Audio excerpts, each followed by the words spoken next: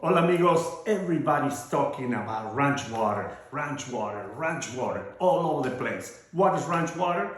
It's tequila blanco, topo chico, squeeze lime. So let's make a cool ranch water, adding the perfect puree of Napa Valley and make it with tequila Cazadores. In this case, I'm gonna be using this beautiful new blend. Is mango and passion fruit. Mango, passion fruit, tequila, lime, and topo chico is gonna be just beautiful. So let's do 3/4 ounce mango and passion fruit puree, 1.5 ounce of tequila Cazadores,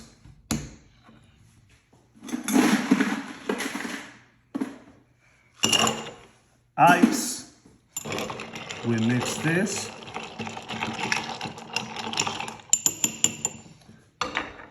We add a little ice.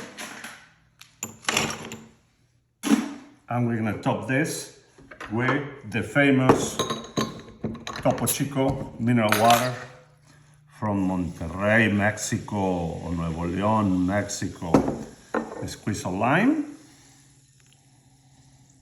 And right there is your ranch water with mango and passion fruit.